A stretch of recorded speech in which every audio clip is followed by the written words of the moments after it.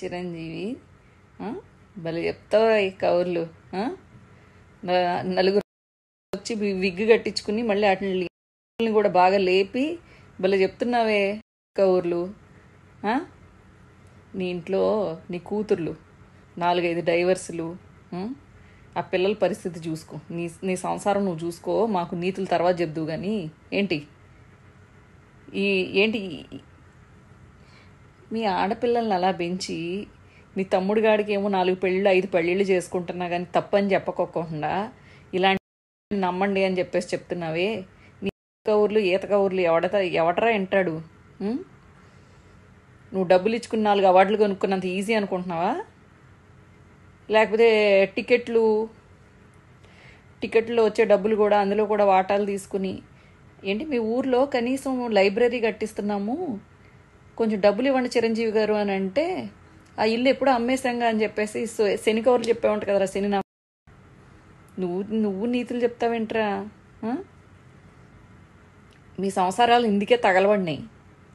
ఒక్క మగబిడ్డ పుట్టలేదు వంశోద్ధారకుడు అని చెప్పుకోవడానికి.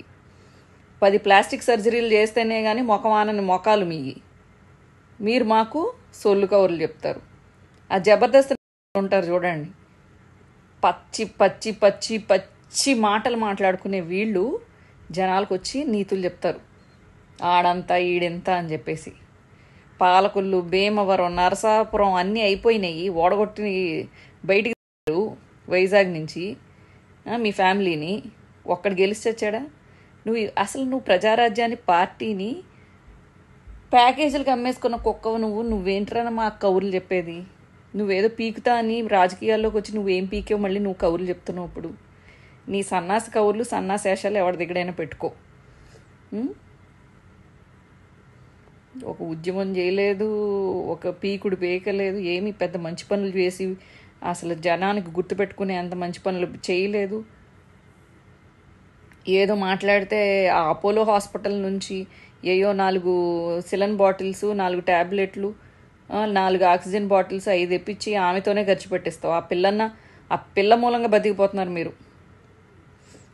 పెళ్ళిళ్ళు చేసుకోవడానికి మాత్రం రెడ్లు పిల్లలు కావాలి మీకు. అల్లు అర్జున్ వైఫ్ అవ్వచ్చు, లేకపోతే నీ కోడలు అవ్వచ్చు, అందరూ రెడ్లు కావచ్చు.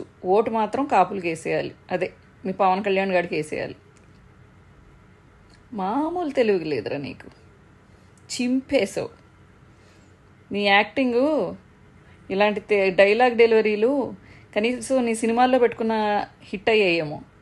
మొత్తం అన్నీ అట్టర్ ఫ్లాప్ సినిమాలు. నీ మొసలు బొచ్చు, నీ యాదవ కౌర్లు. మీ అందరికీ తెలివి ఉండింది. ఇలాంటి సినిమా యాక్టర్లను నమ్ముకుంటే పోతాం అన్నమాట మనం.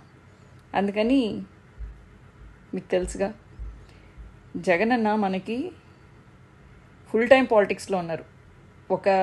ఒక అడుగు సినిమాల్లో, ఒక అడుగు పాలిటిక్స్లో అలా కాకుండా ఫుల్ టైం పాలిటిక్స్లో ఉన్నారు. అండ్ ఆల్సో జగన్ అన్న చెప్పిన 99% హామీలు ఏదైతే ఇచ్చారో, లాస్ట్ టైం ఏదైతే మేనిఫెస్టోలో పెట్టాడో 99% ఫుల్ఫిల్ చేశాడు.